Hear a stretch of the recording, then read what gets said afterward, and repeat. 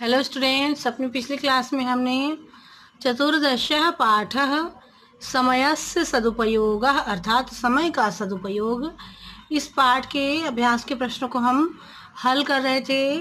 प्रश्न 6 तक हमने कर लिया था, हल कर लिया था। चलिए 7वां प्रश्न देखते हैं। अधोलिखित शब्दानां मूल शब्दं विभक्तिं वचनश्च च लिखत। तो यहाँ पर शब्द मूल शब्द विभक्ति वचनम दिए हुए हैं। यथा पहला दिया हुआ है कार्येषु का कार्य सप्तमी वचनम। तो कार्येषु का मूल शब्द है कार्य, विभक्ति है सप्तमी और वचन है बहुवचनम।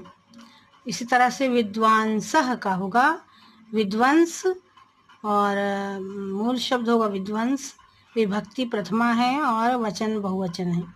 अपेक्षया का मूल शब्द है अपेक्षा, विभक्ति तृतीया और एक वचन है। इसी तरह स्वार्थाय का मूल शब्द है स्वार्थ, चतुर्थी विभक्ति और एक वचन में। फिर ग्रहे का ग्रहम मूल शब्द है विभक्ति है सप्तमी और एक वचन में है यह शब्द। आगे बढ़ते हैं, प्रश्न नंबर 8 देखते हैं।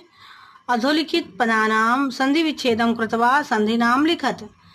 तो पद दिए हुए यहाँ पे संधि विच्छेद करना है और आपको संधि नाम लिखना है। जैसे कि पहला है यथोक्तम का यथा प्लस उक्तम, यह है गुण संधि। फिर है अधिकश्च, अधिकः प्लस च, यह है विसर्ग संधि। फिर है यत्रैव, ये आपने पहले भी किया हुआ है, अत्रैव जैसे किया है वैसे ही करना है। यत्र प्लस एव, यह है वृद्धि संधि। फिर है के अपि, के प्लस अपि पूर्व रूप संधि होगी ये। तो आपको अपने मन से भी करने का प्रयास करना है और जब ना बने तब आप देख सकते हैं। फिर है अगला है अद्यावधि, अद्य प्लस अवधि और यह है दीर्घ स्वर संधि। प्रश्न नंबर 9 देखते हैं। अधोलिखित पदानां समास विग्रहं कृत्वा समास नाम लिखत। जैसे कि पहला किया हुआ है पितरौ, पितरौ का समास विग्रह करेंगे तो माता च पिता च, और यह है द्वंद्व समास। फिर है कार्य कालम, कार्यस्य कालम, यह है षष्ठी तत्पुरुष। फिर है जीवन चरित्रस्य, फिर है जीवनस्य, इसका जब हम समास विग्रह करेंगे तो जीवनस्य चरित्रस्य, यह भी षष्ठी तत्पुरुष समास है।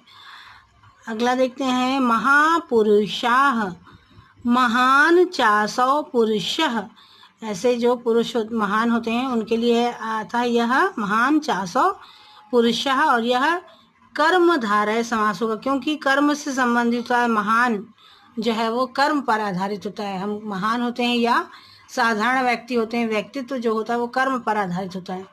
इसी तरह से अहोरात्रम, अहह च रात्रि च, है ना, अहोरात्रम का होगा अहह च रात्रि च, और यह है द्वंद्व समास क्योंकि इसका पहला और दूसरा पद है जो यह एक समान है, अर्थात समान भाव है अह और रात्रि।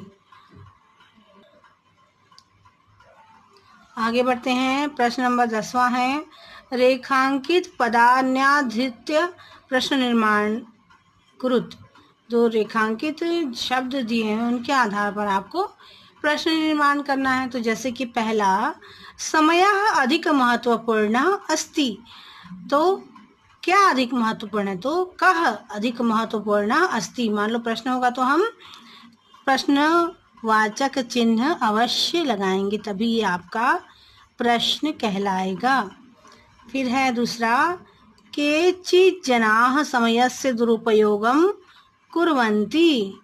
तो केचित् जना मतलब कुछ लोग किस प्रकार से समय का दुरुपयोग करते हैं। केचित् जना कस्य दुरुपयोगं कुर्वन्ति, किसका दुरुपयोग करते हैं।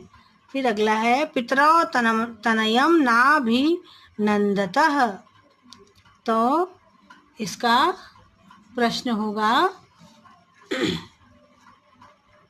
कौ तनयं नाभिनन्दतः, कौन जो है जो अभिनंदन नहीं करते। ऐसे लोगों का जो समय का सदुपयोग नहीं करते हैं। तो पितरम जो है अपने माता पिता जो है वो उनका ऐसे बच्चों का से खुश नहीं रहते। अभिनंदन करने का अर्थ होता है कि खुश नहीं रहते। फिर है सर्वे एव तेषाम सहयोगम इच्छतिम। सर्वे एव केशाम सहयोगम इच्छति, किस प्रकार के लोगों के का सहयोग करना चाहते हैं सब लोग। फिर है अगला है एकम अपि क्षणम व्यर्थम न यापनीयम। एकम अपि किम व्यर्थम न यापनीयम, एक भी क्षण व्यर्थ नहीं गंवाना चाहिए।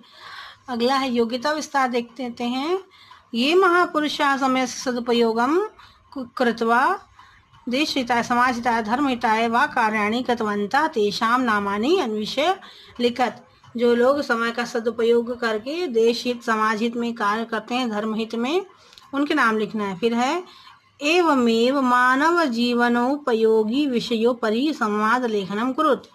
तो इसी तरह का मानव जीवन के विषय में जो उपयोगी विषय है उसमें आपको लेखन कर सकते हैं आप। तो स्टूडेंट्स, आज ये पाठ आपका समाप्त हुआ। अपनी अगली क्लास में हम नए पाठ में मिलेंगे। तब तक के लिए